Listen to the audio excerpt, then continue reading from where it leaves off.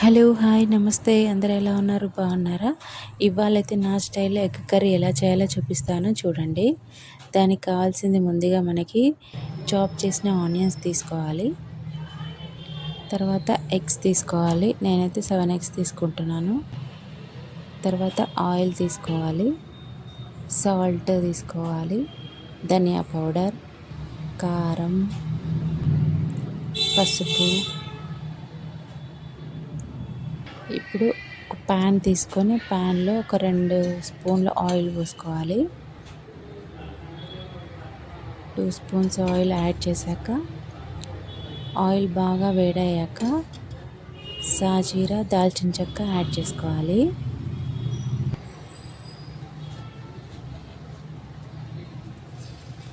Oil వేడైపోయింది. సాజీరా, దాల్చిన చెక్క వేయాలి. ఇప్పుడు అది కొంచెం ఫ్రై అయ్యాక ఆనియన్స్ యాడ్ చేసుకోవాలి. ఆనియన్స్ కొంచెం స్టీమ్ అవుతున్నాయి అన్నప్పుడు కొంచెం పసుపు, సాల్ట్ యాడ్ చేసుకోవాలి.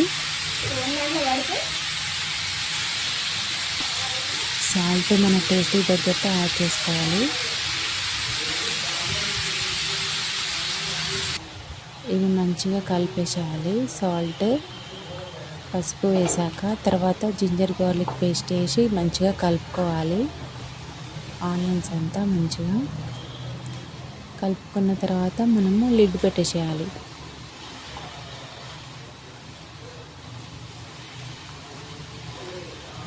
ఇవి మంచిగా స్టీమ్ అవ్వాలి.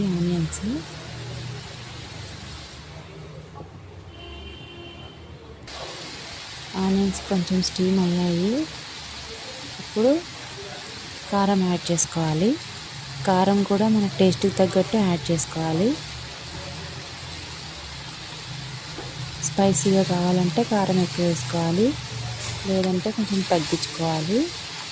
కారం వేసాక కూడా మంచిగా కలుపుకోవాలి ఆనియన్స్.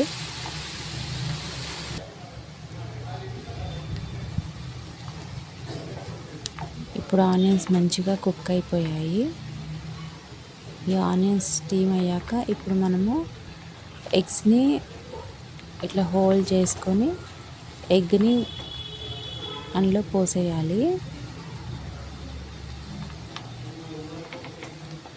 ఇలా పోయడం వల్ల ఎగ్స్ మంచిగా కుక్ అవుతాయి.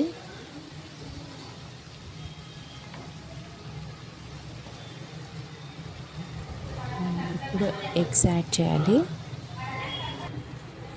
ఎగ్స్ యాడ్ చేసేసాను. ఇప్పుడు మళ్ళీ లిడ్ పెట్టుకోవాలి. ఈ ఎగ్స్ మంచిగా కుక్ అవ్వాలి కదా, అందుకని ఇప్పుడు మళ్ళీ మూత పెట్టేసేయాలి.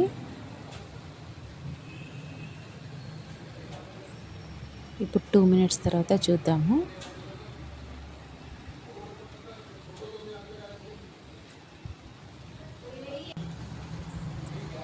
ఎగ్స్ చూడండి మంచిగా కుక్ అయిపోయాయి. ఇప్పుడు మంచిగా కలిపేసుకోవాలి ఎగ్స్ని. ఇప్పుడు మనము గరం మసాలా యాడ్ చేయాలి. ధనియా పౌడర్ అండ్ గరం మసాలా 2 లాస్ట్లో యాడ్ చేయాలి.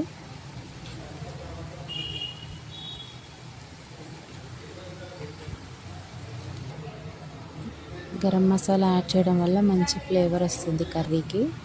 ఇప్పుడు కొత్తిమీర యాడ్ చేయాలి. కొత్తిమీర యాడ్ చేసి సర్వ్ చేసుకోవడమే.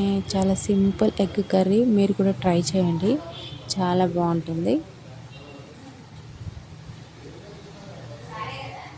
చాలా సింపుల్గా చేసేయచ్చు ఎగ్ కర్రీని. నా స్టైల్లో ఎగ్ కర్రీ ఇది. మీరు కూడా ట్రై చేయండి.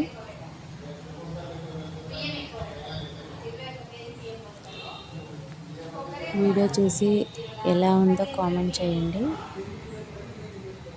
మీరు కూడా ట్రై చేయండి. చాలా సింపుల్గా చేసేయచ్చు కర్రీని.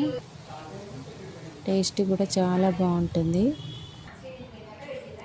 ఇప్పుడు కర్రీ అంతా రెడీ అయిపోయింది కదా. ఇప్పుడు నెక్స్ట్ మనము చపాతీ ఎలా చేసుకోవాలో చూద్దాము.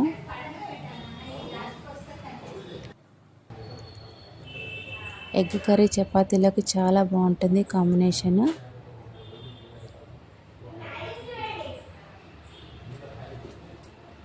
వేడి వేడి చపాతీలోకి ఎగ్ కర్రీ చాలా బాగుంటుంది. మీరు కూడా ట్రై చేసి ఎలా వచ్చిందో కామెంట్లో కామెంట్ చేయండి. చపాతీలని ఇలా ఫోల్డ్ చేసుకోవడం వల్ల పొరలు పొరలుగా వస్తాయి.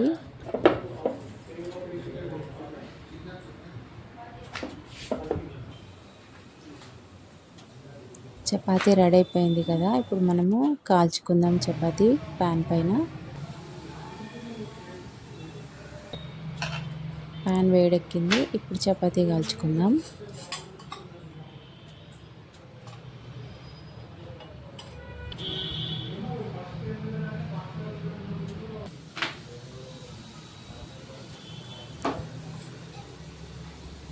వేడి వేడి చపాతీలకి ఎగ్ కర్రీ చాలా బాగుంటుంది.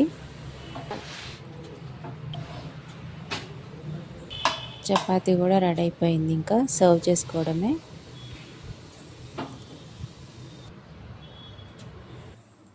మీరు కూడా ట్రై చేసి ఎలా వచ్చిందో కామెంట్ చేయండి. Thank you for watching.